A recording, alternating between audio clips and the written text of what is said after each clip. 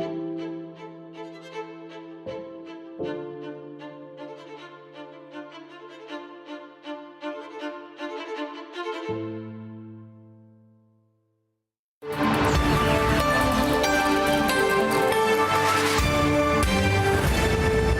afternoon, I'm Victoria Marshall, and welcome to a special edition of the Washington Watch News Desk. For today's episode, I'm interviewing Ben Johnson, a senior reporter and editor at the Washington Stand. Ben is joining me to discuss an article he wrote about how immigration is changing congressional representation, titled "Immigrants Created 14 Democratic Congressional Seats, Eliminated 10 Republican Seats." Ben, thanks so much for joining me today. Pleasure's all mine. So the Center for Immigration Studies has a bombshell new report examining how immigration, both legal and illegal, is affecting the balance of power in Congress that your article goes into. Tell us about it. Yeah, the issue is counting non-citizens in the U.S. Census. Of course, we know every 10 years the government counts all the people living in the United States, and they use those numbers to determine the number of seats that each state gets in Congress and the number of votes in the Electoral College in the presidential race. Counting illegal immigrants and their U.S.-born anchor babies has given Democratic-leaning states a net gain of 2 seats in Congress in 2020. Now, if you expand that to all immigrants, the 2020 census has given blue states a net gain of 14 congressional seats. If these trends continue, illegal immigrants alone and their children will add 7 seats to blue states by 2030. Wow. So this report also says the presence of immigrants ends up valuing some voters more than others. What did it find? Yeah, congressmen with a large number of non-citizens represent fewer U.S. voters than those who live in other districts. Basically, the policy rewards sanctuary cities and states, and it gives citizens who live in them more voting power than people who live in law-abiding states. For example, California's 34th congressional district, which is represented by Democrat Jimmy Gomez, has 162,000 fewer adult citizens than the California 3rd congressional district, represented by Republican Kevin Kiley. The study shows our national policies reward lawlessness. I see. So blue states are the ones that end up having more representation because they have the sanctuary city policies. They attract more of the illegal immigrants as opposed to red states, correct? And this also includes legal migrants as well. Okay, so legal migrants as well. So if there are legal immigrants that are causing the representation of these blue states to boost, what can the government do about it? Well, there are a few things that can be done. The most important thing we can do is stop the flow of immigrants by securing both borders. The Trump administration can end catch and release, reinstate the Remain in Mexico policy, crack down on workplaces that employ illegal immigrants, and, of course, build the wall. Then Donald Trump, of course, needs to follow through with his mass deportation program. That will actually reduce the number of illegal immigrants who are, of course, causing this distortion in our body politic. Finally, I believe we need to do something that we did 100 years ago, which is address legal immigration. We've had historic highs in legal immigration for 30 years. We need to repeal the 1965 Immigration Act and impose an immigration moratorium. That'll give us some time to assimilate the overwhelming number of foreign-born people that we have in the United States right now. It's the highest level that we have ever had in U.S. history. That'll give us a little bit of time to heal, to find ourselves, and to once again become one nation under God. Do you think passing an immigration moratorium is actually realistically possible, even with the Republicans that we have in Congress that are, Trump Republicans? I don't see the likelihood of that happening. Well, there's only one way to find out, and not very long ago we thought that mass deportation was untenable. We were always told it's impossible to deport 11 million illegal immigrants, but as it turns out, the vast majority of Americans now support that policy. If we don't address it, then legal immigration is going to continue adding new seats to blue states and moving the Overton window of our politics to the left. I see. Well, Ben, thanks so much for joining me today. Pleasure's all mine. Thank you so much. And that's today's segment. I'm Victoria Marshall. Up next is Washington Watch with Tony Perkins. We'll see you next time with more news and commentary.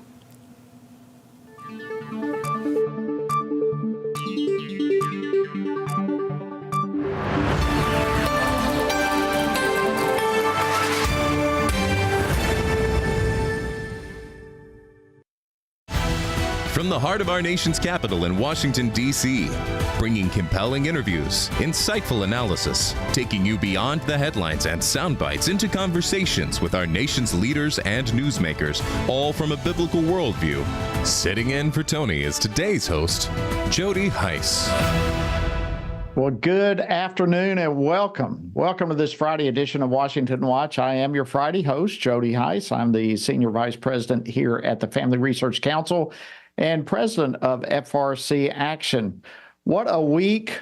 What a week. So coming up on today's program, let's begin with this one. Obviously, the post-election day reality is setting in for Americans, and many on the left are either still licking their wounds or they're beginning to make it clear that they intend to put up a fight for the next 4 years. We did not expect this result, but we are prepared to respond to this result. And my office has been preparing for several months because we've been here before. We faced this challenge before, and we used the rule of law to fight back. Well, that was New York Attorney General Letitia James, who is certainly one of those who is switching to defense after engaging in lawfare against now President-elect Donald Trump during the course of his campaign. And already some are saying that Trump is going to be involved in retribution against those who took him to court. But the real question is this retribution or is it justice? Well, stick around. We'll be discussing that as the program unfolds. And the result of this presidential election wasn't the only thing that was different about this election this time around. In many ways, Republicans, I think, learned from issues that plagued the 2020 election. They did a lot of work on the election integrity front, including a nationwide deployment of some 230,000 poll observers. And they dealt with literally hundreds of issues across the country on Election Day. We had, just a myriad of things in Arizona and Nevada, in other states. What you want to do is be there and demonstrate to these guys you're going to be there, and then they'll back off and they won't cheat. That's right. And we saw just literally hundreds of examples all across. That was Michael Whatley. He, of course, is the chairman of the Republican National Committee. That was during a Breitbart News Daily podcast yesterday. Well, while the left often accuses conservatives of voter suppression, it's really the conservatives who are working on voter protection. And we'll be unpacking more of this when I'm joined later in the program by Mike Berry from America First Policy Institute. Also on today's program, we'll give you a sneak preview at the latest installment of our Profiles in Leadership series. This time, Tony is going to be sitting down with an interview with Oklahoma Congressman Josh Perkins. So I met Tom Coburn running for the United States Senate, and it wasn't long before I was working for Tom Coburn. I helped him get elected along with many others that were part of his staff, and then became full-time staff with him, and really cut my teeth on a good man who was biblically accurate, constitutionally sound, and then a few years later I found myself making law.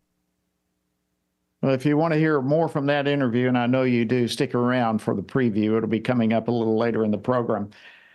And then to close out the program, not only for today, but for this week, I'll be joined by FRC's David Clausen for our Biblical Worldview segment.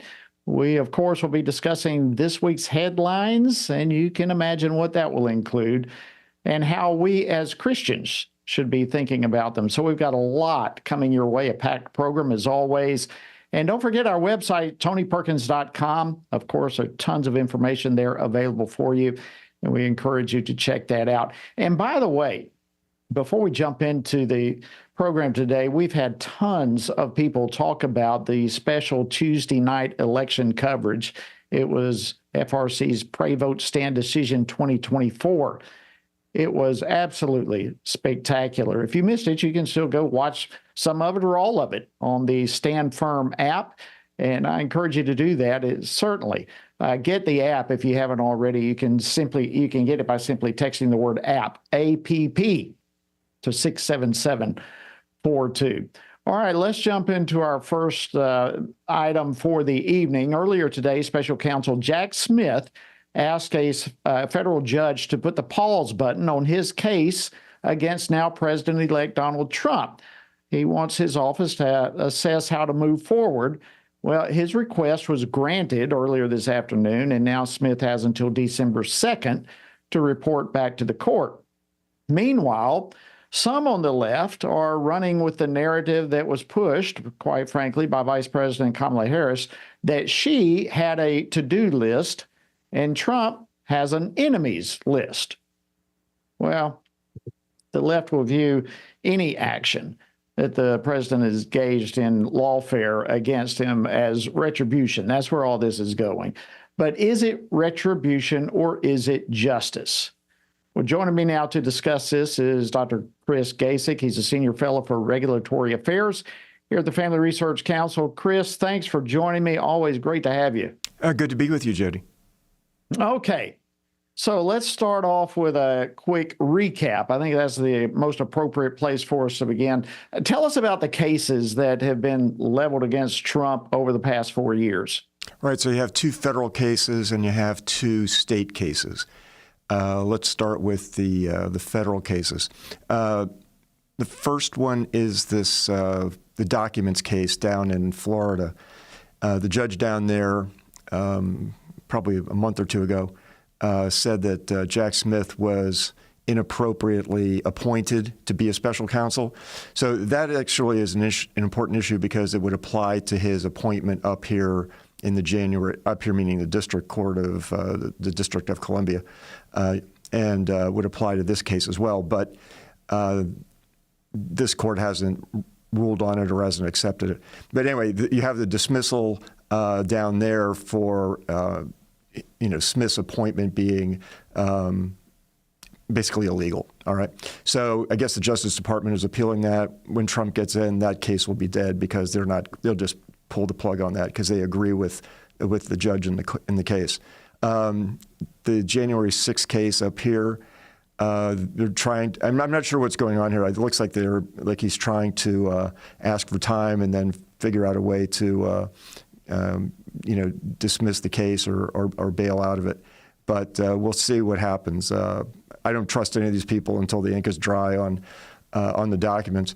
So then you have let's say the 2 state cases. Let's go to the Georgia case. The Georgia case is such a mess. You have this prosecutor, Fannie Willis. She's under all kinds of ethics investigations, and it's just a real, it's just a disaster. I can't imagine that that's going to proceed very long.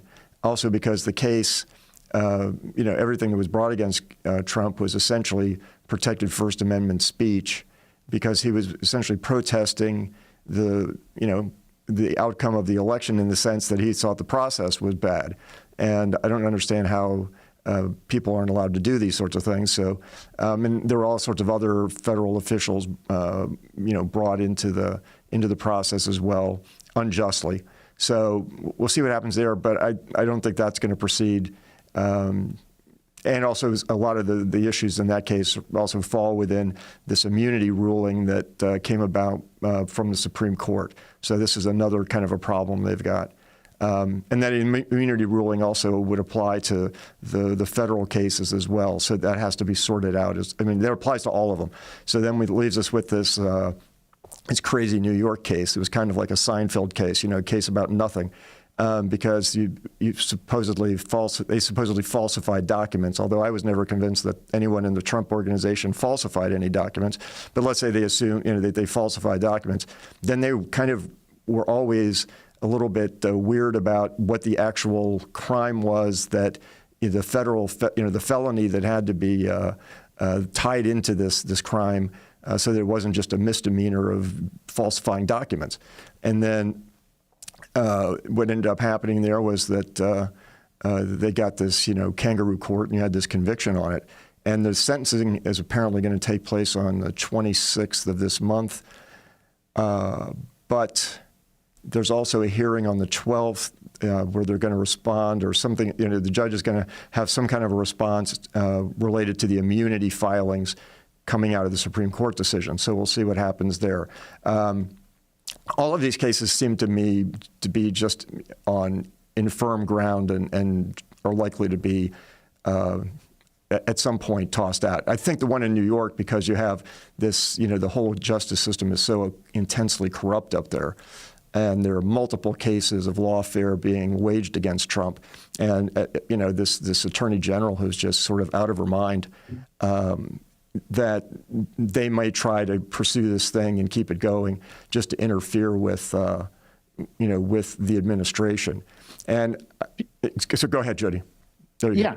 So, I mean, you brought up the word lawfare. I mean, we hear that all the time, that this was lawfare, that it was all politically based and all that sort of stuff. Many think that's absolutely a fair assessment. So that comes down to the question I've posed a couple of times as I introed the program today. What are we talking about here, Chris? Is it retribution or is it justice? Has this been a politically based case of lawfare? What are we dealing with as Trump comes back in? And certainly there's going to be some discussion. Is this lawfare or retribution? One of the things I would do, I mean, honestly, given the attitude of the Trump officials, I think they're very serious about this. And one of the things that's going to happen is if they don't bail out of these things, I still think it's going to happen anyway. But there is a federal statute. It's 18 U.S.C. 241. It's called a conspiracy to deny civil rights. And I could easily imagine the new Justice Department and starting to look at this sort of coordinated effort to attack him legally on all these different sorts of issues and coordinating with it. I mean, we know that Fani Willis's boyfriend went up to the White House and charged, he billed time to go and talk to the White House counsel. So, I mean, and we haven't, we don't have the inside records. They're going to be inside the Justice Department. They're going to have access to everything, and they're going to have access to all sorts of people, right? So if we want to go down this route, and that's, federal crime, that's justice, that's not retribution. This should not have been happening.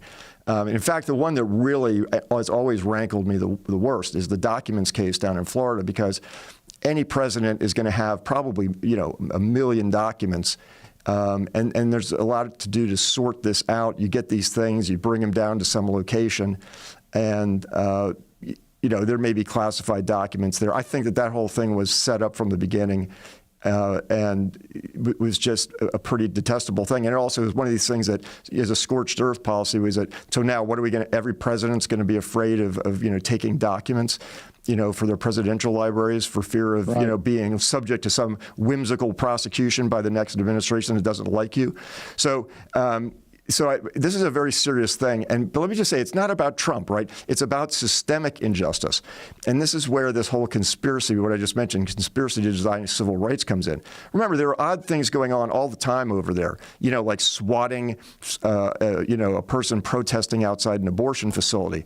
Nobody had ever done that kind of stuff before. You just sort of send them, you tell them, show up at the courthouse and we're going to, arraign you, right? Or, come down to, I mean, there's all these sorts of things that happen that are just. Well, it ultimately all comes down to the rule of law. Yes. And that's what has to be protected. And it's not just what happened to Trump. I mean, we have issues on the border taking place, the DOJ, the FBI, all sorts of things that are going to have to be. Is the law being equally applied Gase, between parties? That's the main thing. And it wasn't. Chris Gasick, FRC's Senior Fellow for Regulatory Affairs, thank you so much for joining us. All right, friends, coming up after the break, it was a major victory, but what about election integrity? We'll talk about that after the break. Stay tuned. Let's not be discouraged. Don't lose heart. Don't lose the faith. Stand now strong, because the Lord has given us the great privilege of living in a time when our choices matter, when our lives matter, when our courage matters. So let's stand together and save this great country. God bless the United States of America. The American Republic has a freedom like no other. It has roots in the Scriptures, far more than any other heritage. And if we as followers of Jesus and conservatives don't defend it, who will? Neutrality is not an option. There are many Christians who believe that if we just keep our heads down, if we just don't say the wrong thing, that somehow we will come out of this unscathed. You're naive if you think that, because what they want from us is not our silence. What they want from us is our submission. Part of the dilemma of Christianity in our generation is that we've relied a little too much on human wisdom and human reasoning, human strength, human resource, and we've relied too little on the power of God and God's ability to open doors that we can't open and do things that we couldn't even hope to begin to do. This may not be an easy task, but we are living in a moment of challenge, but also of great opportunity. And we know always that we are not alone, that His Spirit empowers us and protects us, and that He can do the unimaginable. Dobbs, after all, was never supposed to happen. Father, we thank you. You have entrusted us with this moment in history, and I pray that we would be found faithful, and that as a result of our faithfulness to you, that thousands, millions would come into the kingdom as they would experience the forgiveness of sin and the new life that is found only in Jesus Christ. Amen.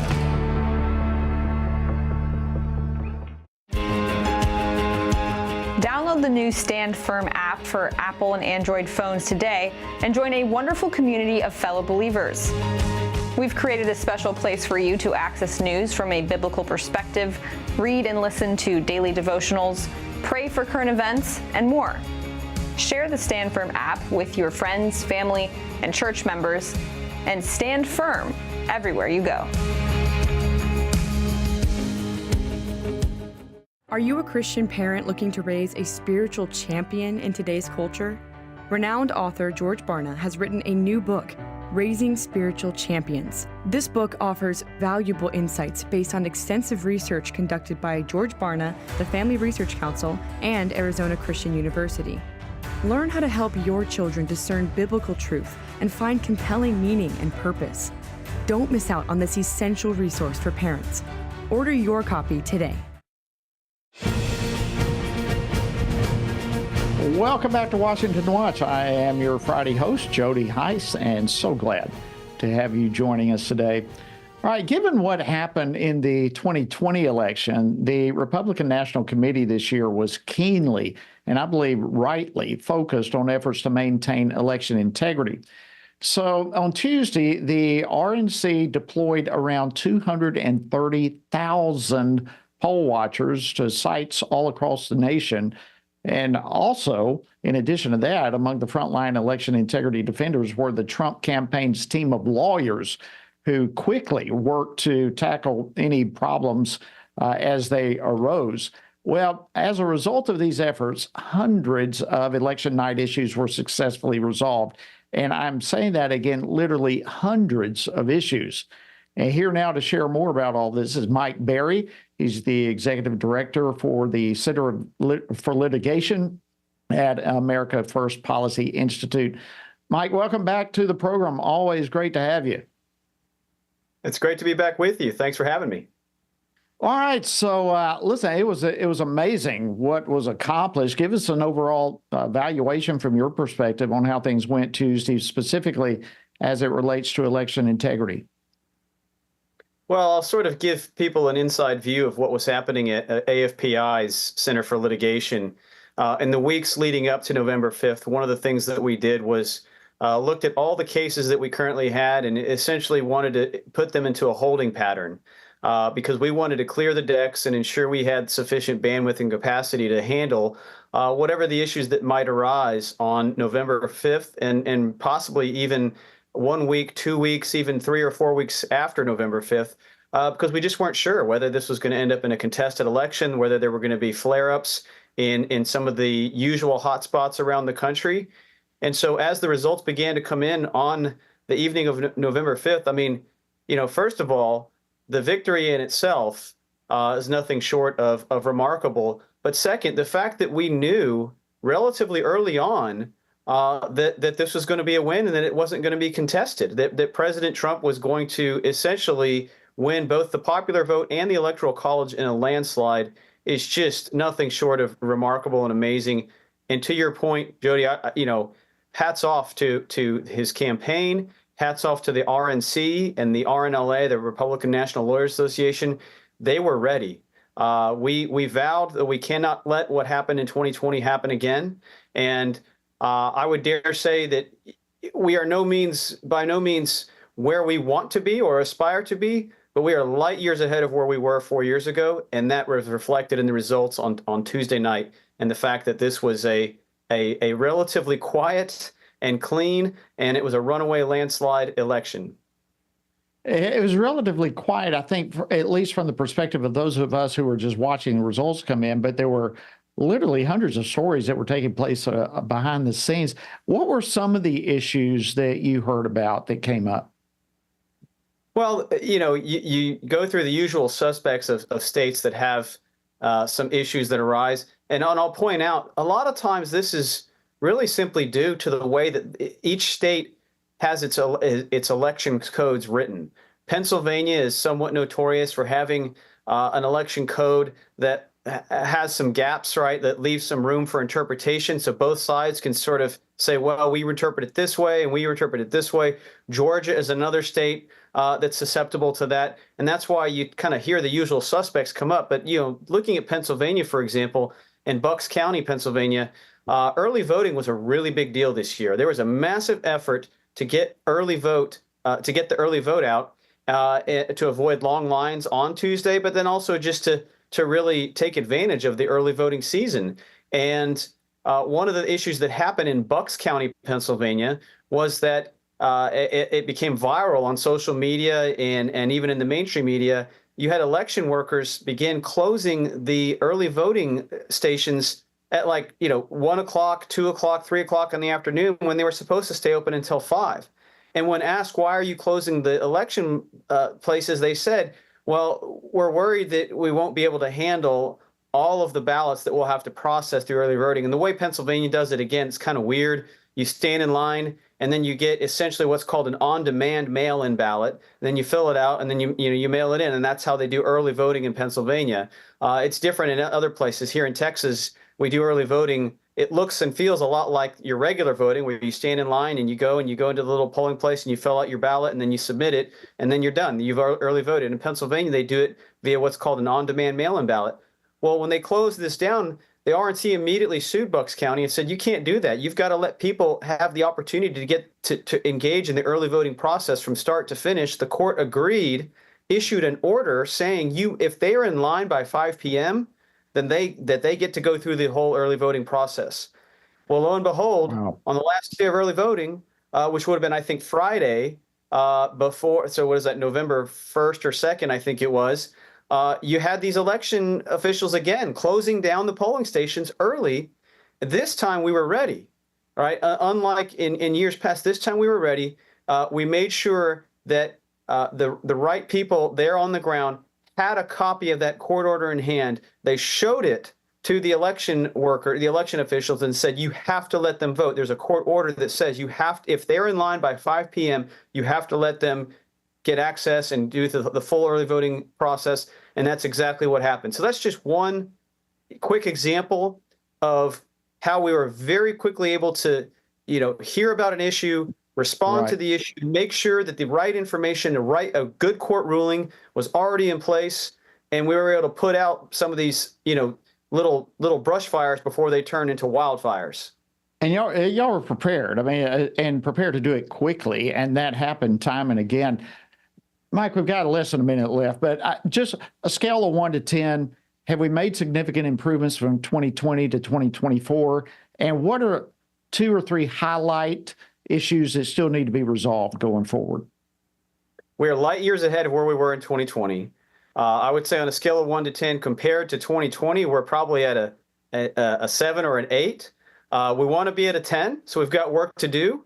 And then in terms of the areas for improvement, just like I said, the state legislatures and the AGs and the secretaries of state and some of these usual hotspots, I think there's some work to be done there in filling in some of these gaps in the election codes that need to be filled in.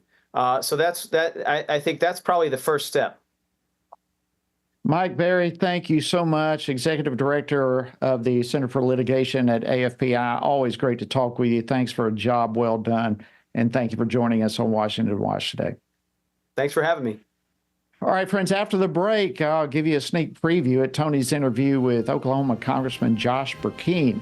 This is going to be part of our Profiles in Leadership series. You don't want to miss it. Coming your way right after this. Stay tuned.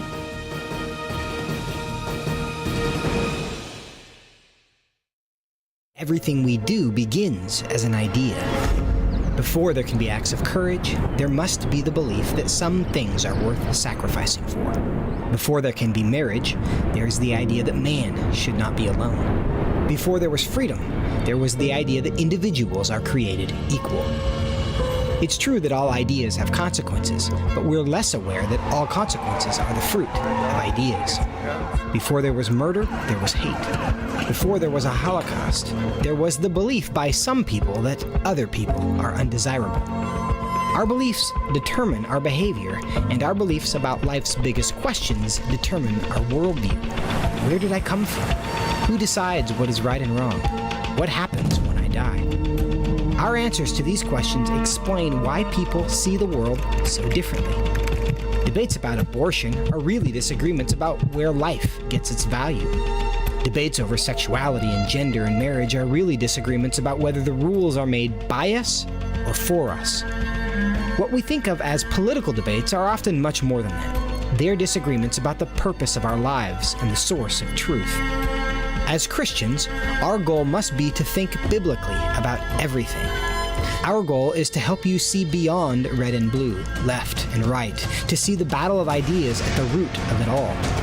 Our goal is to equip Christians with a biblical worldview and help them advance and defend the faith in their families, communities, and the public square. Cultural renewal doesn't begin with campaigns and elections. It begins with individuals turning from lies to truth. But that won't happen if people can't recognize a lie and don't believe truth exists.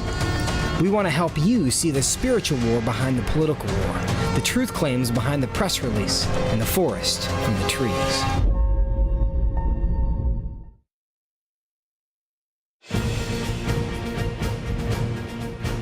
Welcome back to Washington Watch. Great to have you. I'm your Friday host, Jody Heiss. Welcome aboard. All right, over the last few Fridays, those of you who have been joining us on Fridays here the last few weeks, you've noticed that we've been sharing some excerpts from a limited time series that is offered on FRC's Stand Firm app. We're calling it Defending the Faith, Profiles in Leadership. The series features exclusive sit-down interviews that Tony has had with some of our nation's leaders, and these interviews go far beyond mere policies and politics. By the way, if you'd like to see it, you can do so by downloading the Stand Firm app. You can do that by going to the App Store or Google Play, wherever you get your apps, or you can simply text the word app to 67742. Well, in the latest installment of our Profiles in Leadership series, it features Tony's interview with Oklahoma Congressman Josh Perkins. He's a member of the Homeland Security Committee as well as the Budget Committee. But in this preview, Congressman Perkins talked about why Christians should have a role in the government. He also talked about how he went in his own journey from pathway to be a lawyer to becoming a lawmaker. And it all started with a chance conversation that he had while working on his family's ranch while waiting to get into law school. And here's what the congressman had to share with Tony. I was in prayer in college, Oklahoma State University, and really trying to figure out those next steps, typical of most freshmen, sophomore who've got most of those basics knocked out, but you've got to start figuring out what the major is going to be. And the word law would just illuminate off the pages when I read my Bible. And so much so that I just was really convinced that, that I was supposed to be a lawyer. And so I applied at the height of when 9/11 occurred. I had the LSAT score, the GPA, et cetera, to get me into OU. Had a scholarship that was going to transfer, but they put me on a waiting list because it was a historic year for OU. And so then I was put on this waiting list. It never occurred. My family had started a faith-based ranching program. My father trained cutting horses professionally. My mother and father were very active in ministry, and they had started kind of converting the ranch into a ministry for young men who had alcohol, drug addictions. And so I prayerfully felt led to, in this limbo season, stay there until I got a reply basically from what was going to happen on law school. Long story short, I remained doing that for a couple of years. My flesh was screaming, but I knew I wasn't supposed to be doing anything else. And I was, in addition to the cutting horse program, started a heavy equipment business with my father. I was unloading a dozer. A guy jumps on the dozer. I had a member of Congress reach out to me, and I was telling him about this. It just happened to be a Democrat member of Congress. And he said, man, there's a guy by the name of Tom Coburn that's going to come to this particular meeting in a few weeks. I want you to come with me. And so I met Tom Coburn running for the United States Senate. Right. And it wasn't long before I was working for Tom Coburn. I helped him get elected along with many others that were part of his staff, and then became full-time staff with him, and really cut my teeth on a good man who was biblically accurate, constitutionally sound. And then a few years later, I found myself making law. So it's amazing what we know in part and in part. It had a small world, because Tom Coburn, when I came to the Family Research Council 21 years ago, he was on the board. And of course, we also share in common, I grew up in Oklahoma. Of course, the other side of the state, I'm up in the northern part of the state, you're in the southern part of the state. Let's go back a little bit to that encounter, your first encounter with the Lord that brought you into a relationship. Tell us about that. Look, I was young. I grew up in Baptist, Methodist, combo churching. Mother and father, one of each, and it depended on what year we were in, what type of church. But I grew up with good parents who taught me to get in the Bible, picture Bibles. If any parents watching and not doing a good job of getting your kids early in life in a picture Bible, and then nightly Bible studies, man, our culture is losing out because that's a lost practice.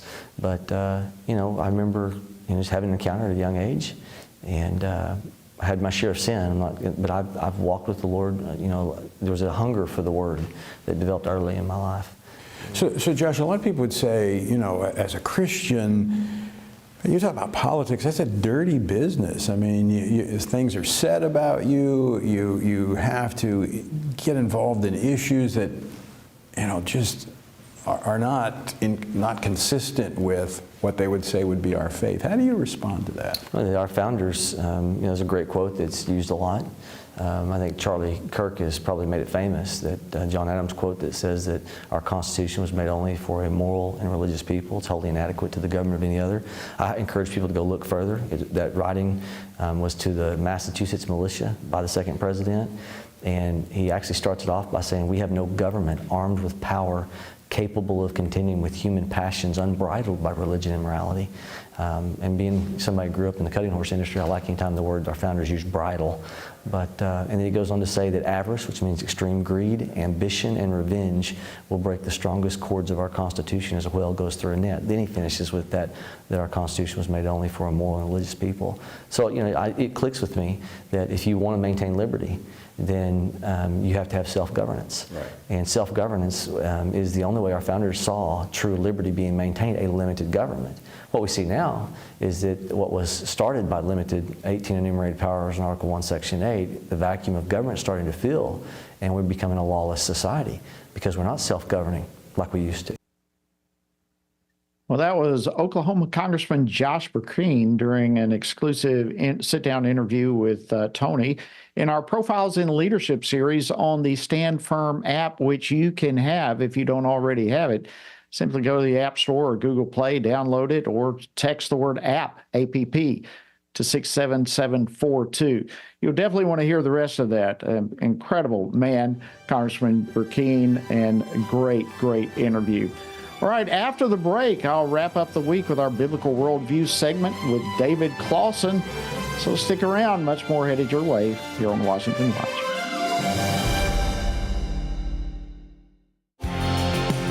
Jesus said in John 15, "These things I've spoken to you, that my joy may remain in you, and that your joy may be full."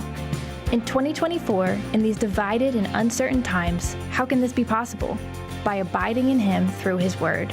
At Family Research Council, we want to help you do that, which is the reason for the Stand on the Word Bible reading plan. In just 10 to 15 minutes each day, you will have read the entire Bible in just 2 years. But more importantly, you will be abiding in Him daily. Find our Bible reading plan at frc.org/Bible. and join Tony Perkins each weekday for a 10-minute devotional inspired by the daily reading and designed to encourage you on this journey through the Bible. Listen on Apple Podcast, Spotify, and YouTube. And remember, the grass withers and the flower fades, but the word of our God will stand forever.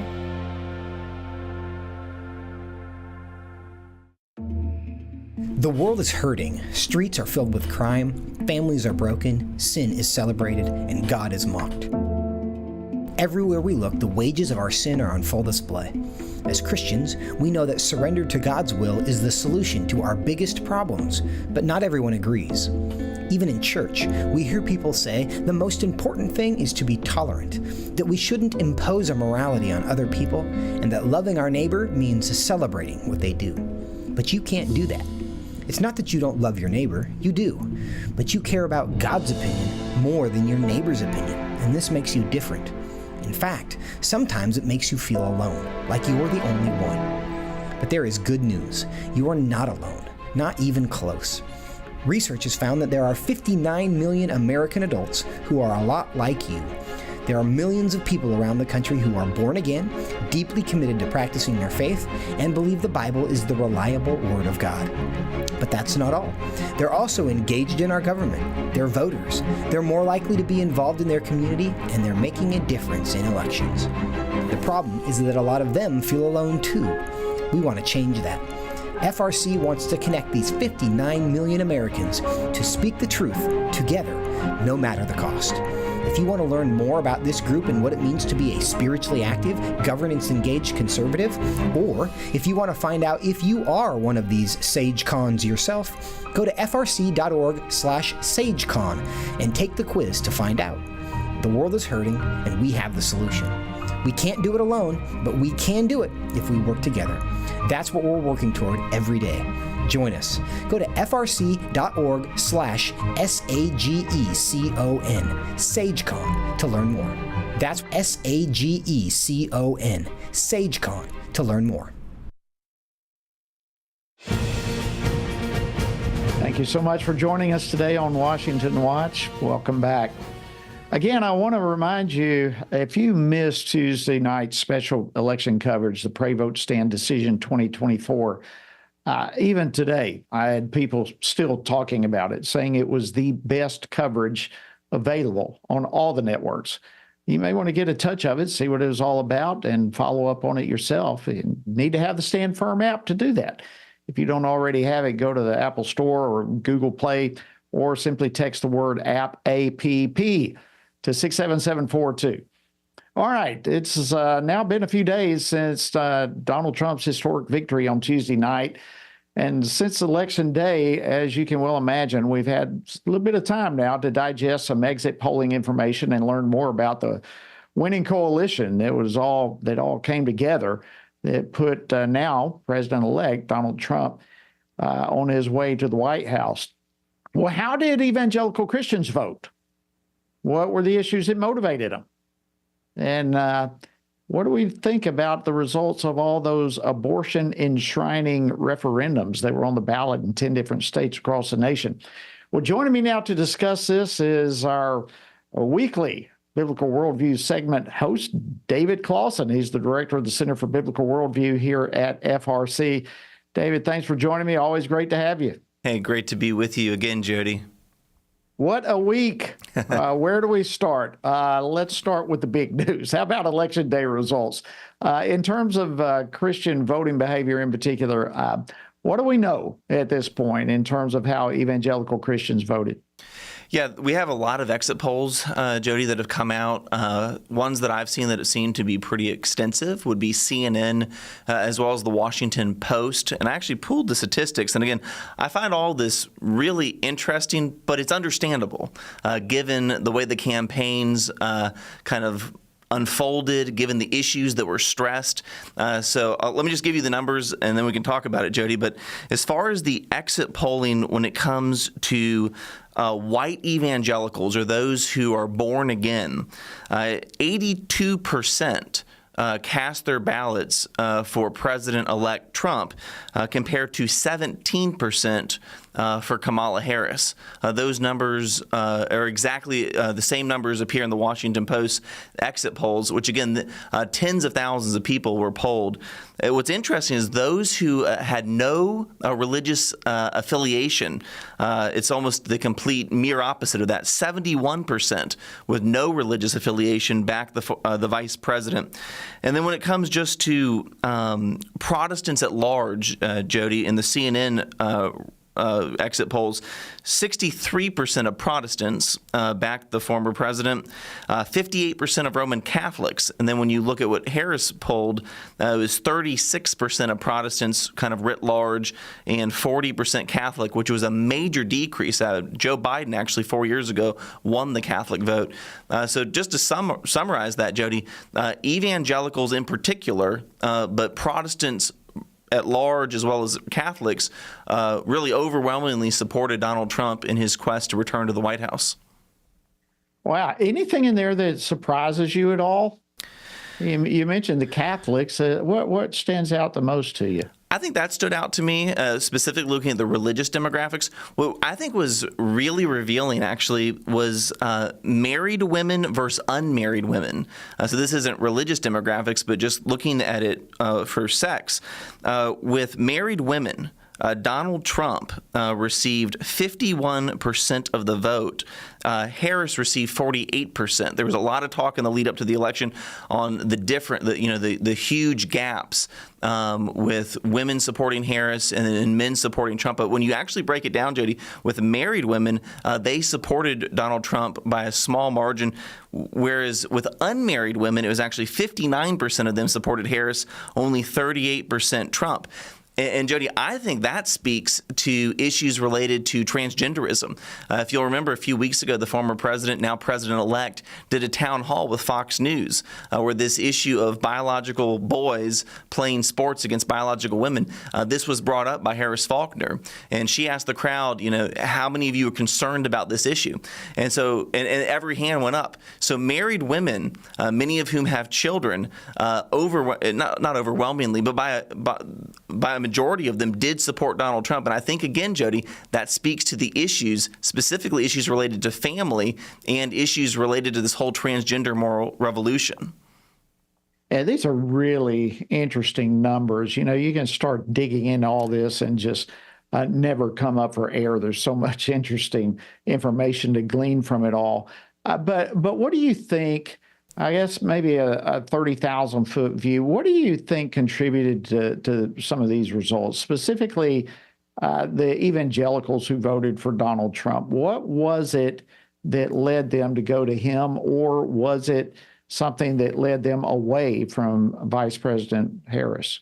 Yeah, Jody, 8 years ago in 2016, everyone talked about how 81% of white evangelicals supported Donald Trump. And really, a lot of the elites kind of used that number to kind of talk about, the concessions and, really use it to talk about how white evangelicals weren't standing up for Christian values and that they shouldn't have done this. Well, 8 years later, it shows that those attacks on white evangelical Christians, they didn't resonate. They were ignored. The so-called elite were ignored.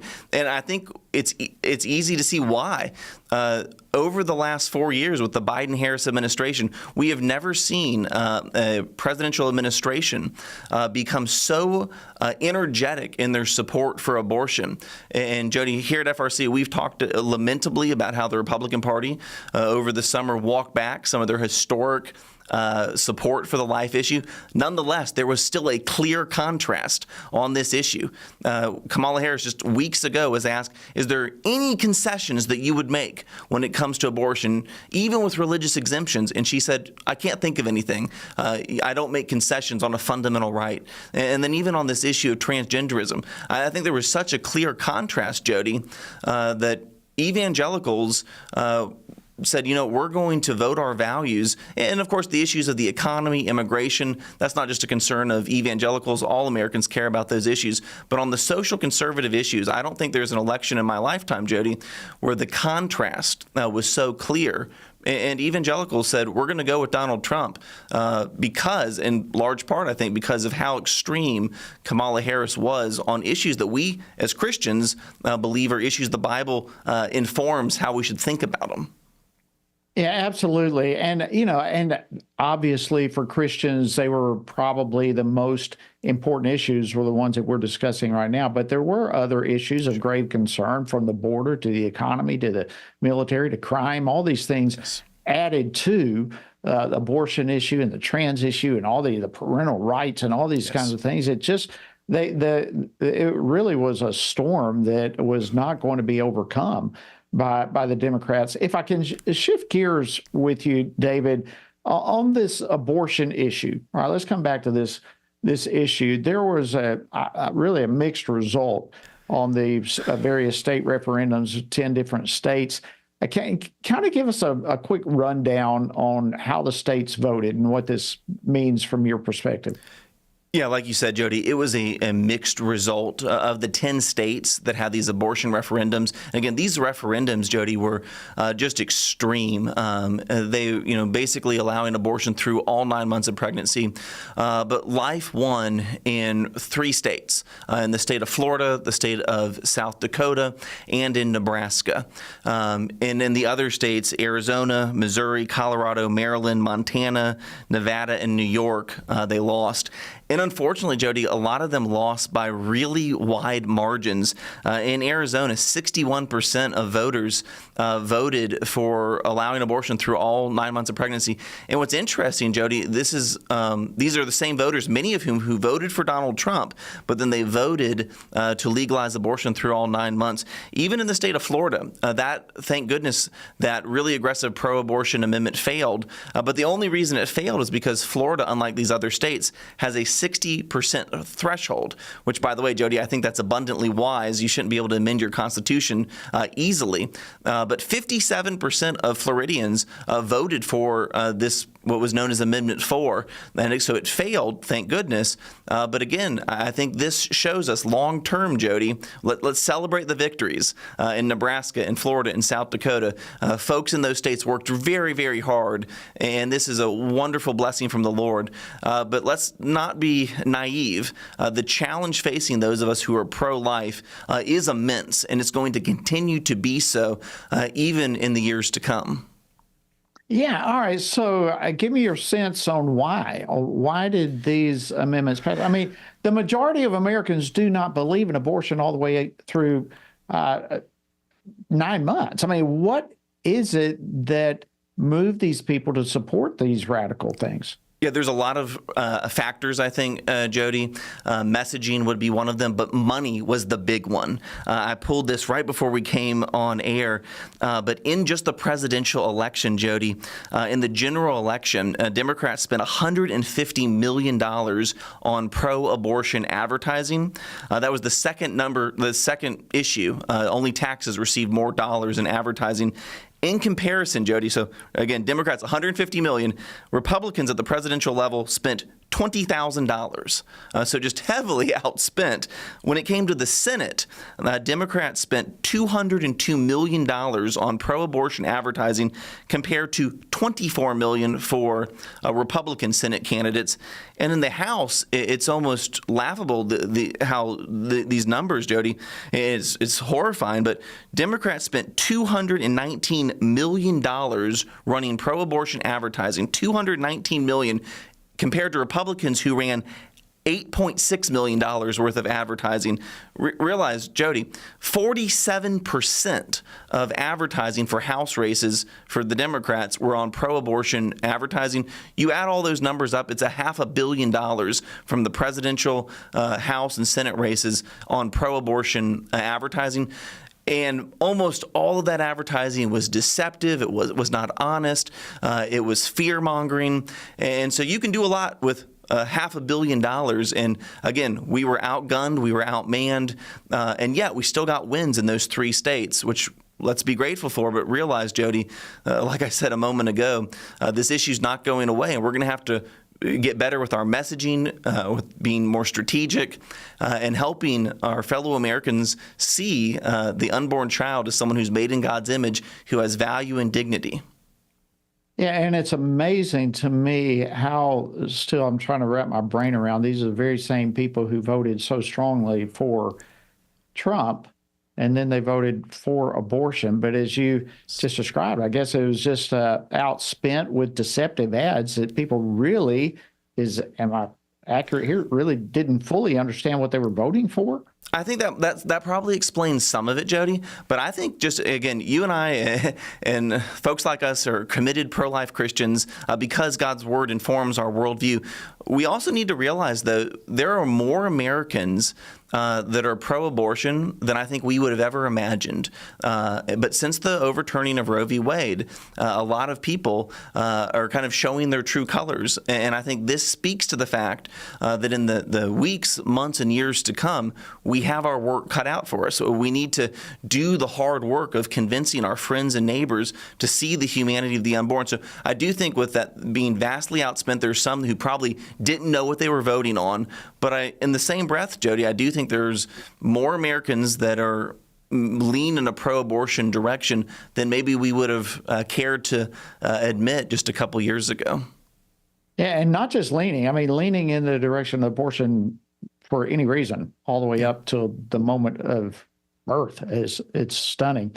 All right, our time's slipping away here, David. Over the last few weeks, we've talked a good bit about just how radical Kamala Harris is on abortion. Well, you recently wrote a piece that is actually out today on the Washington Stand, and you called it Undeserved Mercy. I love that. Undeserved mercy that she was not elected. And you said that in the context of our discussion right here, in the context of abortion. Elaborate a little bit on what you meant there. Yeah, Jody, I think, what I've noticed over the last couple of days since the election results, that there's, a lot of pastors, a lot of Christians who are, they voted for Trump. They were excited to see him win, but they're, making all these qualifiers. I just want to say to those Christians, it's okay to be grateful. It's okay to acknowledge God's good gift. Again, as Family Research Council doesn't endorse candidates. As an individual American citizen, though, I can say that I'm really excited, Jody, that, Donald Trump won the election and Kamala Harris lost the election. And why is that? Kamala Harris ran on the most pro-abortion platform we've ever seen. Had she been in the White House, Planned Parenthood would have had their strongest ally in the Oval Office ever. And again, I think the Lord, in his kindness and his providence, has granted us a reprieve. You're not going to have HHS or the DOJ or the Department of Defense cramming down these radical pro-abortion policies on all Americans. And I think this is a time for us to be grateful. Again, as Christians, we have a perspective, Jody. We realize none of our wins are permanent, and also none of our losses are ever permanent. Part of a biblical worldview is it gives us perspective. But I think it's okay for Christians to realize this is an undeserved mercy. We don't deserve godly leaders. And we're not going to endorse everything Donald Trump says and does. But we can recognize we're going to get, as pro-lifers, we will likely get a reprieve from what we've experienced over the last 4 years. And we should be grateful for that, Jody. Absolutely. And this is, I look at it as really even more than a reprieve. It's like a window of mercy and grace that God has given us, and one that we must humbly respond to appropriately and steward it properly. This is the time for the church and believers to step up and get engaged and not just sit back and say, oh, it's going to be good for 4 years. Let's just go about our business. No, we're still in a very serious battle. David Clausen, Director of FRC's Center for Biblical Worldview, thank you so much, as always, for joining me for this Biblical Worldview segment on Friday afternoons. We appreciate it. Thank you, Jody. God bless. God bless you as well. All right, friends, hope you have a fantastic weekend. Thank you for joining us this week and today on Washington Watch. We'll see you next week. God bless. Washington Watch with Tony Perkins is brought to you by Family Research Council and is entirely listener-supported.